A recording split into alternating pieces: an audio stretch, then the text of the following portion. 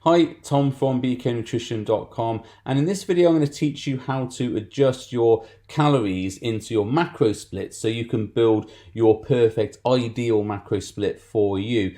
In a previous video I talked about using my calorie calculator for muscle gain or for fat loss, and I showed you on my screen how to input the data and how to interpret the data, and then I talked about different scenarios you might want to consider. So this video is an extension of that video. If you haven't seen that, I'll put the link at the end afterwards. But if you want to say a specific scenario for you, say you want a certain amount of protein or you need to hit a certain amount of carbs or whatever, I'm going to show you how to adjust your calories based on that criteria. So for example, if you are a very small woman, say a 60-kilo woman, you won't want to have a 500 calorie deficit, because that potentially is going to be 30 or 40% of your overall calories, which is too much of a deficit really to go into.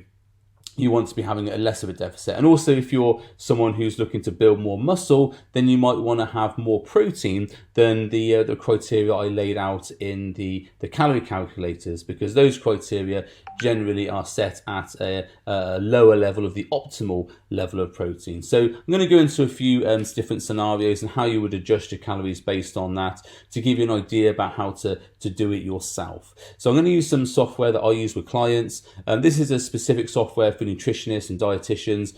You can get it if you want to. It costs a fair bit per year to have, but you could do this with a calculator and using certain apps like, say, MyFitnessPal or whatever. I think you could probably do it on there, but a calculator would do it just as well. Okay, so I'm going to go onto my computer now and we'll go into it. So this is my profile from my nutrition software, and I put into my own personal data here, which is blurred out obviously, and I put in my activity level. So this is the same sort of stuff that I would put into my into the calorie calculator. So if you saw that video, you would have seen me put my personal data in, but not certain stuff that's here, which I've blurred out. And this would have then given you or given me, so I say, my resting metabolic rate, and then it would have given me my personal activity level to multiply by that to give me my total calories for the day. So I've done all that, and I've used the same calculation that I use for my calorie calculator, and it's given me around about 2,717. So that's quite close to the figure we had yesterday, or when I did this video was yesterday. So it's quite close to that figure, and so now we're going to see how we break that down. So in that calorie calculator, I split it according to what I set up automatically to happen on the calculator, but here we're going to go into adjusting it a bit. So once we've got the calories that we want to have for fat loss, so here I've set it up for fat loss, and that is my RMR times by my personal activity level, which is 1.55, which has given me 2,517, and then I've minus 500 calories off that. So that would give me this many calories to play with. Now, what I would do in that situation, there's always a few things I would probably set up from the start. Firstly, you've got to decide where you're going to set your fat and protein, because fat and protein, I would say protein is probably the most important. Fat is something to really consider there, and then carbs is almost what you've got left over. But it depends on what your goals are. Now, what I would always say is that your goals should always be to maintain as much muscle as you can. There's no point doing a diet which is low in protein. There's so many negatives to doing that, and I won't really go into that here, but it is a massive negative if you have low protein. Things like your immune system's compromised and you won't be able to build as muscle. You might be more hungry, and a whole load of other things. So I would always be looking to get at least 1.6 grams of protein per lean body weight in per day, and this software has a nice little sliding scale that we can do that. So right off the bat, I'm going to set my protein. So if I was going to go for the low end of protein, I would look at 1.6. So here we see it set at 1.72. So if we set it at 1.6, let's just move that over. So we set it at 1.6, that's given me 150 grams. So that's 1.6 times by my body weight, which is 92 kilos, something like that, and that's given me 150 grams. So if you start by working out your protein intake, now if we were going to say looking to maintain or build muscle in a deficit, we want to put that at a higher level. Once we've got the protein and we know what that is, what we can do is we can work out the calories we're going to be getting from the protein. So if we're doing 150 grams, you times that by 4, that will give you, let's do the maths in the head, 600 calories. So what we then need to do is to take the 600 calories off this 2,217. So that would give us about 1,600 calories.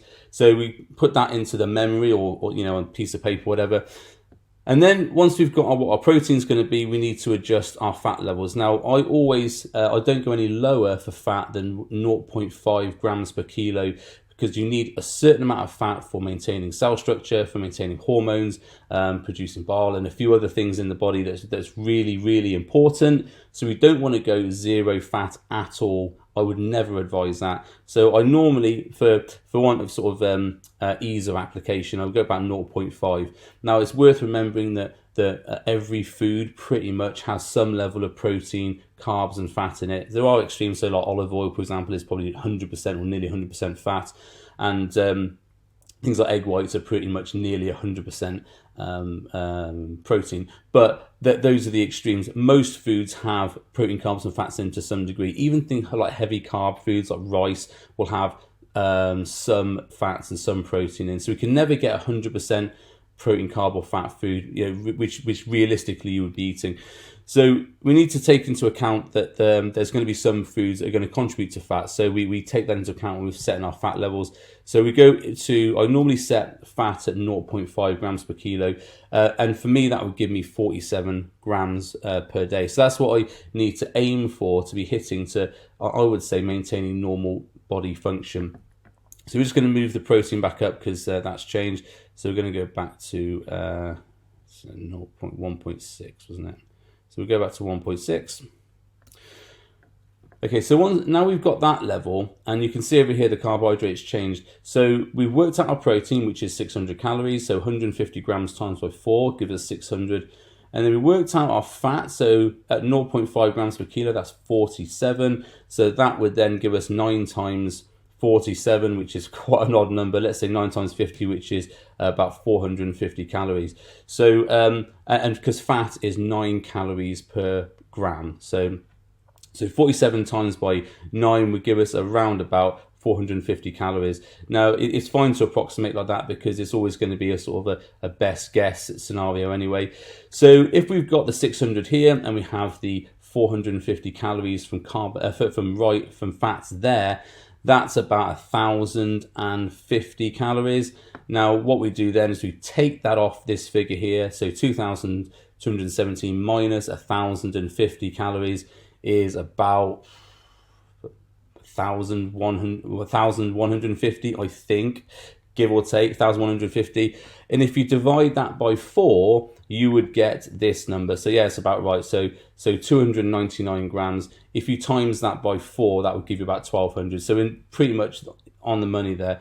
So once you've got that, the total calories that you're going to have for your eating, minus off the protein, minus off the fat, that gives you your carbs. And that's the best way to work out your macros if you're going to do it manually, adjusting for certain factors.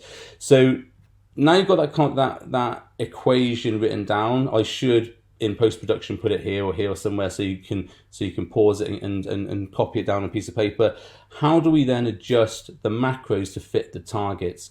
So first of all, is your target going to be just all-out fat loss? Because if it is, we want to set up a fairly decent calorie deficit. So like I said, for me 500 is okay because my total calories for sort of maintenance are 2,700. So dropping off 500 is about a 20% give or take drop, and I would say a 20% drop is probably about the maximum I'll do, maybe 25. But just bear that in mind, because if you are dropping, say, like 40-50% of your calories off to get the deficit, that's not going to be something you can maintain for a little while. So first of all, get that in mind. But let's say I wanted to drop more than that, so I want to go to like a 600 deficit, and that's still within a sort of safe region of about sort of half a kilo a week. So that then gives us this figure, this 2017. So then we need to adjust the protein and carbs and stuff there. Now, if I wanted to, say, focus on building more muscle and making sure that maintaining muscle was a key priority in my diet, say, for example, I was dieting for a physique competition, or if I was going to say I wanted to get into shape for summer holiday, so I wanted a nice jacked physique on holiday, or nice abs out, a nice toned shapely body for my bikini, if I was a girl, then you would probably want to maintain high protein so that your muscles looked good and toned on the beach, because what you don't want to be is dropping off loads of body fat and then dropping some muscle, because that makes you look stringy and rubbish on the beach. You don't want that. And also if you're getting ready for a show, you don't want that. So what we would need to do is actually ramp our protein up much higher. So we would still keep, let's go back to the 500 deficit, make it easier. So we would still keep the 0.5 grams of fat there. That's something I would keep probably as standard on a fat loss program. And then what we would need to do is ramp up our protein. So we want to be between about 1.8 to 2.5 grams per kilo of protein. So let's say we want to maximize out our protein. And as you see, as I'm sliding this up, you see that the carbohydrates are taking a hit on how many calories are there. So if we go up to 2.5 grams per kilo on protein, what we can see there is that the carbs have been adjusted down. Now, this is actually quite an easy trade-off to make, because protein and carbs both have 4 calories per gram. So every gram of protein, every gram of carbs is 4 calories. Now, so that makes the trade-off between protein and carbs a lot easier to do than, say, trading off fats and protein or fats and carbs. So what I would suggest is always keep your fats at that low level at 0.5, and actually mess around with the protein and carbs. It's a lot easier for calculations, because what you take off on protein or take off on carbs, you then add back in protein or carbs, or vice versa. So it's a lot easier to do the playing around there. So if we do that, if we ramp up our protein high, we can see that the carbs have adjusted down for that, and that would then give us these figures for protein, carbs and fats.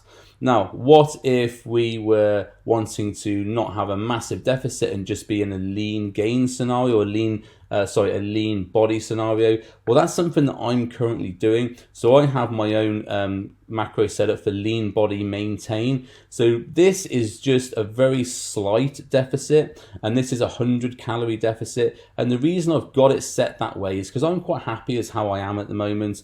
I'm not looking to get shredded or jacked for the beach or for a competition or something like that. So all I do is I set my calories at just 100, because accounting for an error margin in terms of calculations, in terms of food inputs, and in terms of like my exercise being maybe higher than what I calculated, I'm still going to be within about 100 to 200 calories of either deficit or surplus. And that's a lot easier to manage than, say, going for a big deficit, which will place more mental toll on you. And I also want to be able to train at my optimum levels at the moment, because I'm quite enjoying my training. So I don't really want a huge deficit, which is going to leave me tired, and potentially my recovery ability is not that great. Now, because I'm sticking to this minus 100, I'm still in a deficit, so long term I will lose body fat in the long term, but that's a very long game to play. This isn't the 6-week shred game at all. This is the long term. I want to maintain a lean, healthy body for the long term. So say, for example, you've been dieting for a little while and you want to, say, have a break from your diet. What you could do is go back to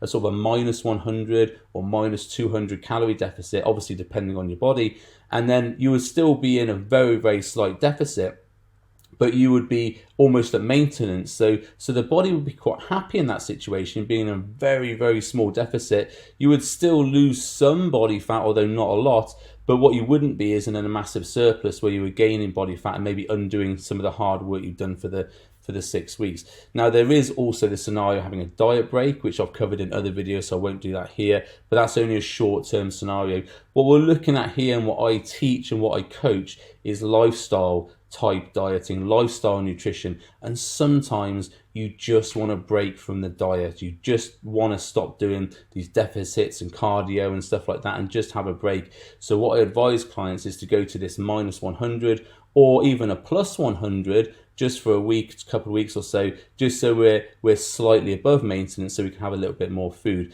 So if we're going to do that, we would go to -100, and then we would still have to adjust our fats and calories down. So I would adjust it down there. So the fats would stay as they are, but then obviously I would have to adjust my protein and carbs in that situation. Now, in this situation, if we were going to be maxing out protein, and this is an ideal opportunity to actually max out muscle building because we're only in a very slight deficit. So this is the sort of the potential of gaining while in a deficit scenario. You can put your protein right up to 2.5 there.